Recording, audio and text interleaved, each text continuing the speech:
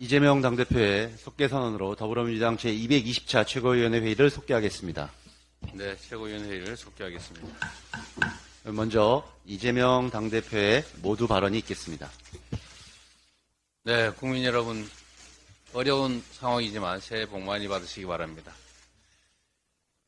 희망이 가득해야 될 설 명절이지만 우리 국민들은 윤석열 정부의 무능과 불통에 절망했습니다.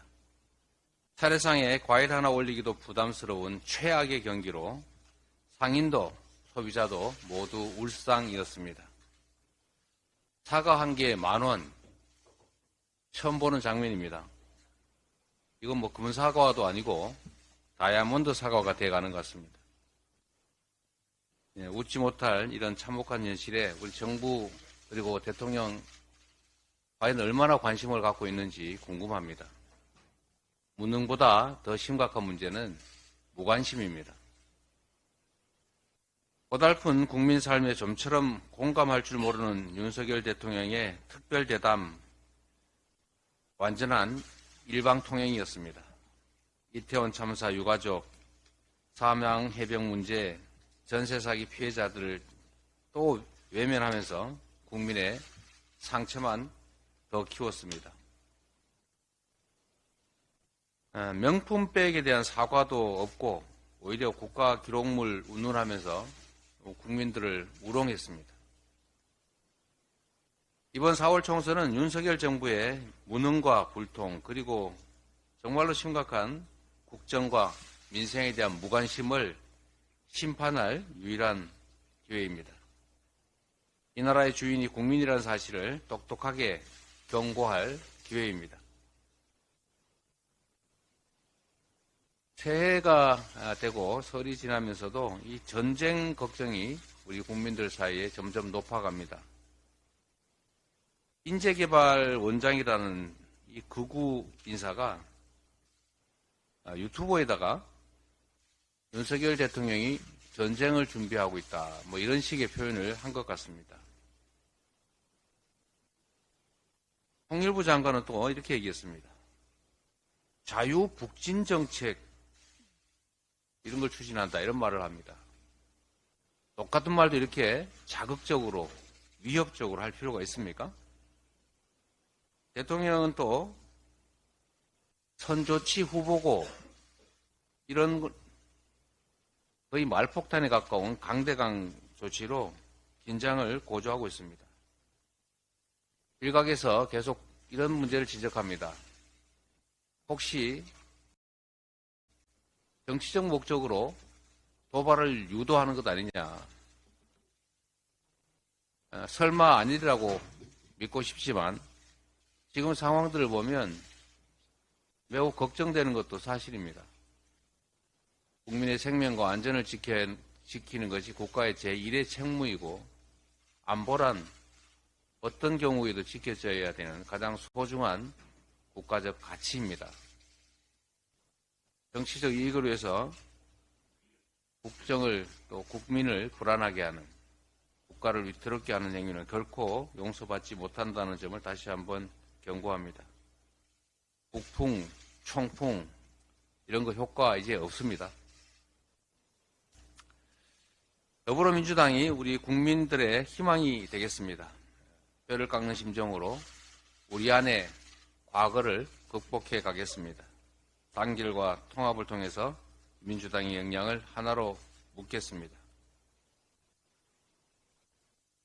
떡잎은 참으로 귀합니다. 그러나 떡잎이 져야 새순이 자랍니다. 새 가지가 또 다른 새 가지를 위해서 양보해야 합니다. 장강의 물은 뒷물결이 앞물결을 밀어냅니다. 국민들께 새로운 희망을 드리는 총선이 될 수 있도록 최선을 다하겠습니다. 감사합니다. 이어서 홍익표 원내대표의 발언이 있겠습니다. 네, 해병대 최상병 사망과 관련된 수사 외압에 의혹이 계속 새로운 사실이 나타나고 있습니다. 수사 의혹의 핵심 인물인 임기훈 당시 국방비서관이 김기현 해병사령관과 최상병 실종 이후 최소 7차례 통화한 걸로 확인됐습니다. 첫 통화는 실종 3시간 뒤에 있었고 숨진 채 발견된 다음 날 아침에도 통화한 것으로 언론이 보도하고 있습니다. 그러나 임기훈 전 국방비서관은 당시 국회에 출석해서 최상병 사건 관련 전혀 해병대 사령관과 통화한 사실이 없다고 발언했습니다. 이것은 국회 증감법을 위반한 것이죠. 거짓말로 본질을 호도하고 국회와 국민을 농락한 것입니다. 군 검찰도 마찬가지입니다. 이미 두 사람이 통화한 사실을 알고 있었는데 군 검찰은 임 전 비서관에게 이 통화 내역을 제대로 따져 묻지도 않았습니다. 부실 수사죠. 군 검찰은 박정훈 전 수사단장 재판에 김기한 사령관의 통화 기록을 증거로 제출하면서 임 전 비서관 이름을 모두 지워서 제출했습니다. 이것은 고의로 수사 기록을 은폐한 것입니다. 대통령실의 직접적인 개입 정황이 여러 차례 드러났음에도 군 검찰은 최상병 사망 사건의 수사 의혹을 덮기 위해서 박 전 단장을 항명죄로 수사합니다. 군 검찰이 수사 과정에서 임 전 비서관과 김기한 사령관이 수차례 통화한 사실을 확인하고도 모르쇠로 일관한 것은 유가족의 절규를 무참히 짓밟은 것입니다. 특히 군사법원에 증거를 제출할 때 안보실 임 전 비서관의 이름을 지워서 제출한 것도 은폐의 시도죠. 이래서야 누가 군검찰을 믿겠습니까? 결국 군검찰도 이 사건을 덮으려고 한 것은 그럼 더 큰 권력이 뒤에서 작용한 것이라고 보입니다. 그 더 큰 권력이 누굴까요? 이 더 큰 권력을 밝히는 방법은 이제 국회에서 국정조사를 할 수밖에 없습니다. 이미 우리 당은 국정조사 특별위원회 구성을 마치고 명단을 의장실에 제출을 했습니다. 국회법에 따라 절차대로 해야 됩니다. 의장도 더 이상 미루지 마십시오. 여당이 명단을 제출하지 않으면 야당 단독으로라도 국정조사 특위를 출범할 수 있도록 해 주십시오. 국회법은 법대로 해야 됩니다. 정치적 협상이 있지만 정치적 협상 이전에 법이 우선입니다. 국회의장께서도 이에 대해서는 국회법 따라 해주시기 바랍니다. 다중채무자가 역대 최고치를 기록하고 있습니다. 3곳 이상 금융기관의 다중채무자가 한국은행 통계에 따르면 지난해 3분기 기준 막 450만 명입니다. 앞전 분기보다 2만 명이 늘어나 역대 최대인데요.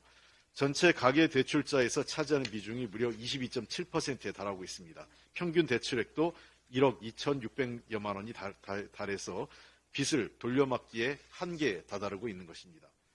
통상 총부채 원리금 상환 비율 DSR이 70% 안팎이면 소비 여력이 거의 없다고 봐야 하는데 다중채무자 중에서 DSR이 58.4%가 달하고 있습니다. 소득의 거의 60%를 빚 갚는 데 쓴다는 것입니다. 당연히 연체 비율도 최고치를 경신할 수밖에 없는 구조입니다. 다중채무자 평균 연체율이 작년 3분기 말 기준 1.5%로 추정되는데 이 역시 4년 만에 최고치를 기록하고 있습니다. 전체 다중채무자 중 DSR이 70%를 넘는 비중도 26.2%에 달하고 있습니다. 다중채무자 가운데 저소득 또는 저신용 상태인 취약차주는 전체 가계대출 가운데 6.5%에 이르는데 이들에게는 1금융권은 그림의 떡입니다. 이자가 높은 제2금융권이나 심지어 대부업체로 갈 수밖에 없는 상황입니다. 고금리에 빚의 악순환이 반복되는 구조입니다. 지난해 개인회생, 법인 파산이 사상 최대치를 기록했습니다. 금융 취약계층에 대한 정부의 선제적 대응을 다시 한번 촉구합니다. 가계부채는 우리 경제의 가장 위험한 리스크입니다. 정부는 팔짱만 끼고 구경만 하면 안 됩니다. 민주당 주도로 지난해 개인채무자 보호법이 통과됐습니다. 10월 법 시행만 기다리다가는 금융위기 및 장기 침체를 불러올 수도 있는 상황입니다. 고금리 장기화로 당분간 가계부채와 연체율 상승이 불가피합니다. 정부가 보다 선제적인 대응을 해야 되고 법 시행 이전에도 금융감독 당국은 금융기관에 보다 명확한 지침을 내려서 선제적으로 채무조정을 제도하고 채무자의 과도한 연체이자 부담을 완화하는 선제적 조치가 필요합니다. 한 가지만 더 말씀드리면 한동훈 비대위원장이 최근에 정치적 발언의 행태를 보면 이분이 과거 검찰에서 수사를 이렇게 했구나 짐작이 합니다. 본 수사와 전혀 관련 없는 일종의 망신주기, 모욕주기 방식의 발언을 통해서 피의자를 압박하는 방식으로 수사하는 전혀 아주 나쁜 형태, 별건 수사나 모욕주기 수사가 검찰의 반인권적 행태의 대표적인 건데 이러한 방식을 했겠구나라는 짐작을 하게 해줍니다. 최근 들어 정치권에 들어왔으면 좀 더 정치적 신인으로 좋은 정치를 좀 했으면 좋겠는데 과거 이런 본질과 관련 없는 망신주기나 모욕주기 방식을 통한 나쁜 관행을 정치권에 오염시키고 있는 것 같아요. 정치 신이면 좀 정치 깨끗하고 좀 잘해 주시기 바랍니다. 그래도 비대위원장 아닙니까? 이상입니다. 다음으로 정청래 최고위원의 발언이 있겠습니다. 디올백이 국가적 보존 가치가 있는 국가 유산입니까?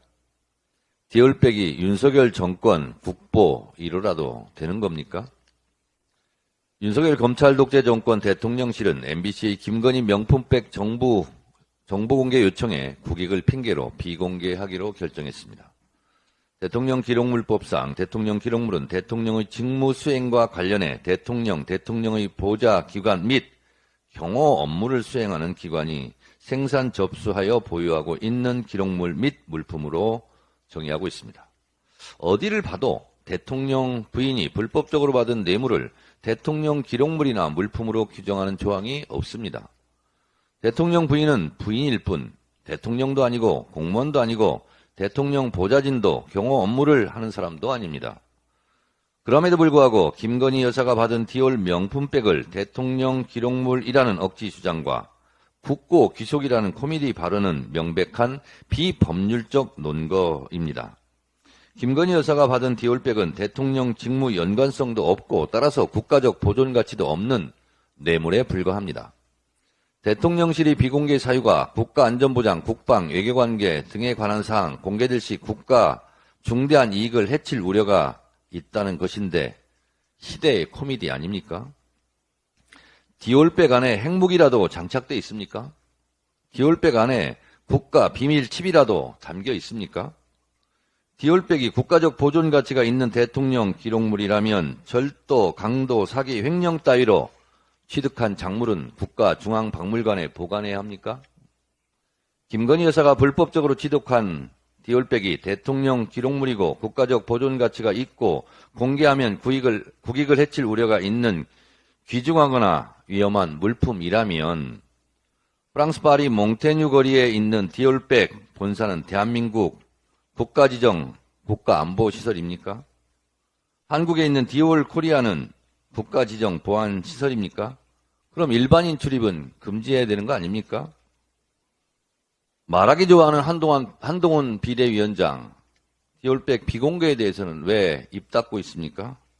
오늘 좀 한마디 하기를 기대합니다. 비로한 KBS 앵커의 말처럼